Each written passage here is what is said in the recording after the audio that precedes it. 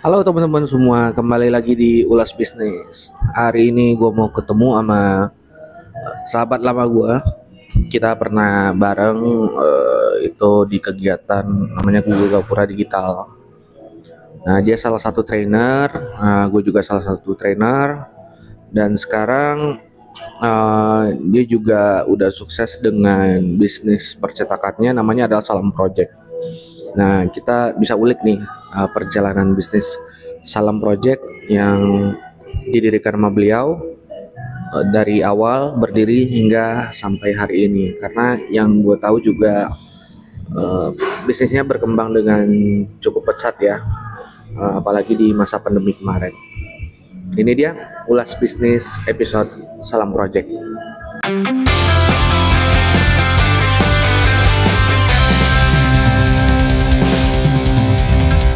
Perkenalkan, nama saya Bori Penanda.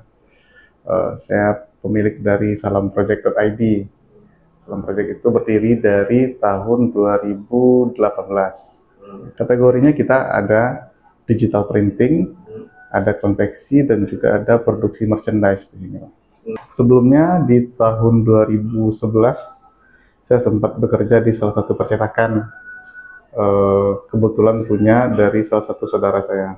Jadi pada saat itu kuliah sambil kerja, memutuskan resign karena nggak keburu lagi waktu itu kuliah. Dan setelah menyelesaikan dunia perkuliahan dan juga sempat bekerja, saya memutuskan untuk kembali ke dunia percetakan. Jurusannya teknik komputer pada saat itu di awal. Teknik komputer. Kalau ini masih agak nyambung lah ya. Bisa dibilang nggak nyambung sebenarnya, karena teknik komputernya jaringan. Oh, jadi Iya. Tapi saya hobinya desain. Iya, desain. Jadi awal keinginan untuk fokus di bidang ini karena pada saat itu saya membuat sebuah desain dan kebetulan orangnya minta cetakin spanduk. Ketika spanduknya terpampang, ada kepuasan tersendiri yang terasa waktu itu. Jadi berasa kalau ternyata inilah kesenangan dari hobi saya gitu.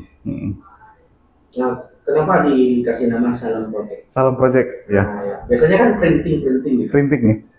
Kalau Salam Project itu kita ambil makna salam itu makna berkah, Bang. Makna berkah, project kan pekerjaan memang. Jadi kita menganggap mudah-mudahan ini menjadi doa kalau Salam Project itu teman-teman yang bekerja di sini pekerjaan yang berkah seperti itu. Kalau sekarang karyawan udah berapa? Sekarang ada 13 orang. 13 orang. Itu bidang apa aja? Bidangnya ada dari administrasi pelayanan, ada bagian desain grafis, masing-masing mesin ada operator, juga ada bagian perbengkelan, ada bagian medsos, dan ada bagian produksi. Ya gitu. Klien terbesar pada saat ini itu dari Swalayan, salah satu swalayan di Sumatera Barat. Boleh disebut brand Budiman Swalayan, kita vendor dari Budiman Swalayan. Nah, kemudian kan kebutuhan akan cetak ini sekarang kan banyak yang bilang menurun seiring dengan berkembangnya dunia digital. Nah, Ya. Salam Project ini ngerasainnya menurun atau enggak nih? Kalau menurun sebenarnya banyak yang teralihkan dari seperti brosur ke flyer-flyer online. Nah, kita mensiasatinya makanya kita punya bidang tambahan itu merchandise. Nah, merchandise kan nggak mungkin tergantikan dengan online. Jadi selalu ya seperti yang kita taruh di sini, itu salah satu dari produksi Salam Project. Nah, paling kita siasatinya seperti itu. Memang penjualan brosur terbilang sangat menurun. Marketing kalau di sini cuma online. Jadi yang marketing offline kita nggak ada. Modal awal saya mendirikan usaha dulu punya laptop waktu kuliah, laptop yang saya gunakan waktu kuliah dan satu unit printer biasa.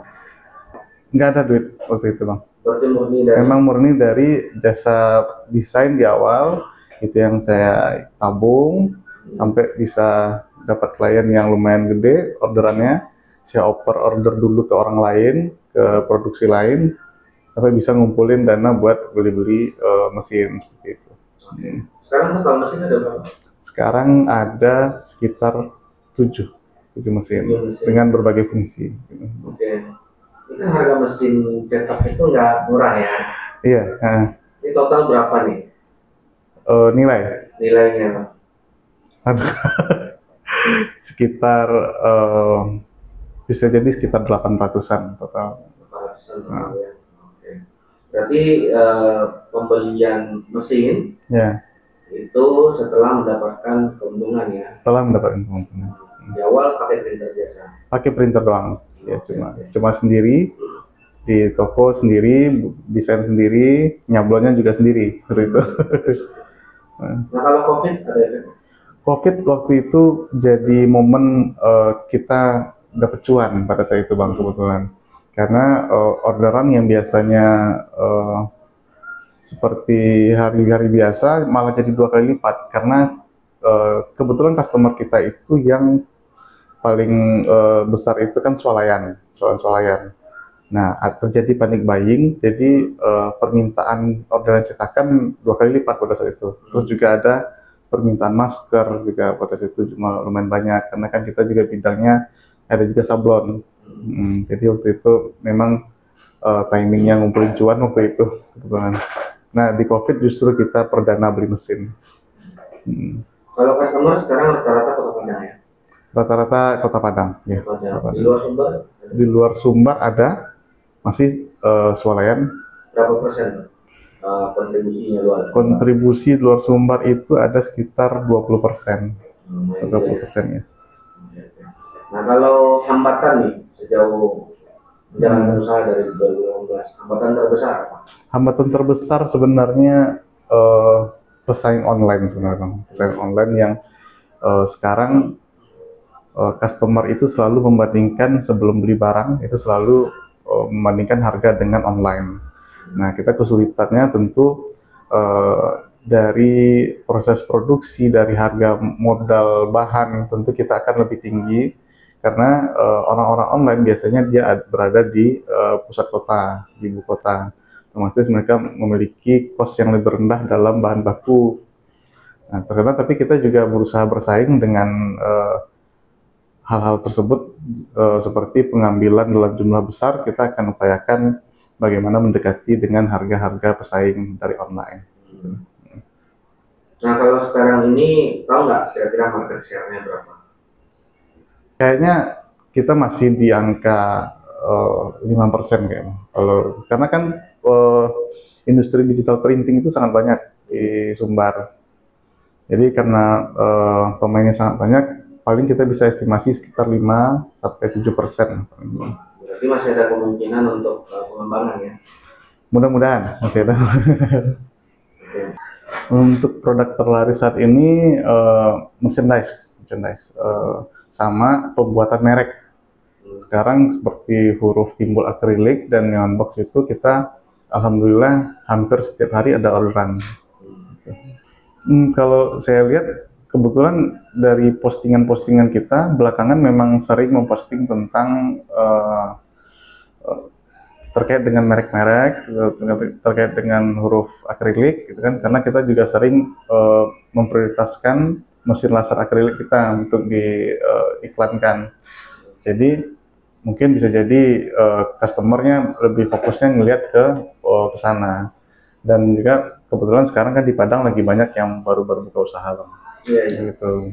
Kalau merchandise kebetulan ini perusahaan-perusahaan kan lagi gencar-gencarnya ngadain promosi segala macam, pasti mereka butuh banyak merchandise yang beragam. Alhamdulillah kita sudah punya mesin yang bisa cetak di media apapun. Gitu. Nah tadi kan kita juga lihat kayak ada pelang besar itu pakai momon ya. Iya.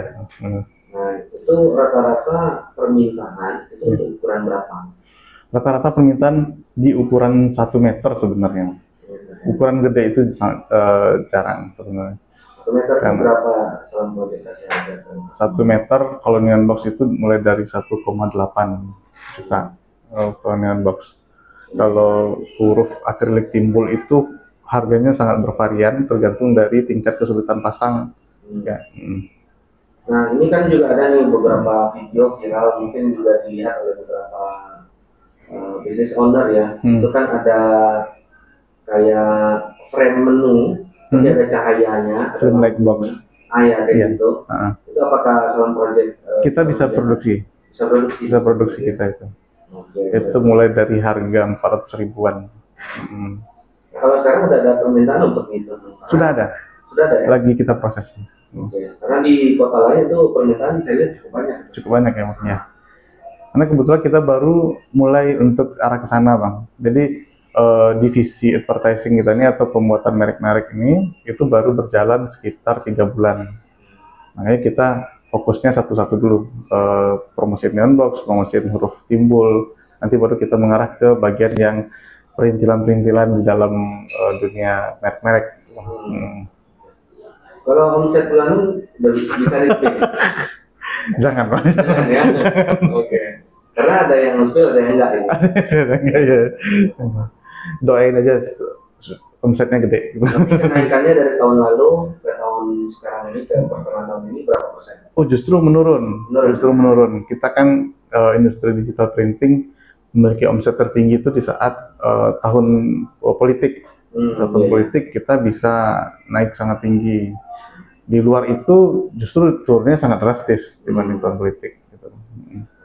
Yeah. Nah ini pesan terakhir mungkin ya untuk UMKM yang sekarang mungkin baru mau mulai usaha atau baru mulai berkembang, itu apa nih pesan dari Pak Tony? Pesan dari saya yang saya rasain secara pengalaman dari awal mulai usaha yang hanya bermodalkan laptop, saya sangat merasa terbantu oleh relasi-relasi dari circle pertemanan. Nah, kalau pesan saya sebenarnya cari teman-teman yang bisa menjadi mentor, ikutin, laksanain, dan jadikan mentor tersebut benar-benar jadi panutan yang kelemahannya dibuang, yang kelebihannya kita ambil, gitu Bang. Oke, terima kasih banyak Pak. Terima kasih Bang Adi.